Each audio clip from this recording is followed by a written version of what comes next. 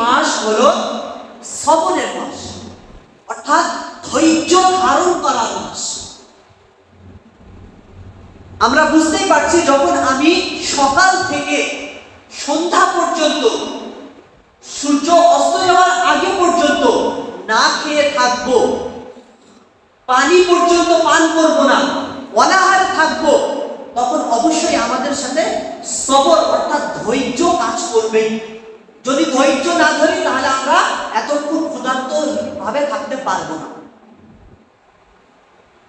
তাহলে এটা কিসের মাস?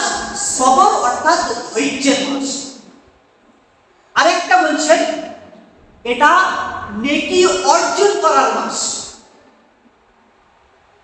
বলেছে হাদিসের মধ্যে এসেছে, যদি কোনো ব্যক্তি রমজান মাসে একটি ফরজ আদায় করে, ফরজ ইবাদত করে অথবা নামাজ আদায় করে, তাহলে এই ফরজ নামাজের সওয়াব 70টি নামাজের সমতুল্য হয়ে যায়।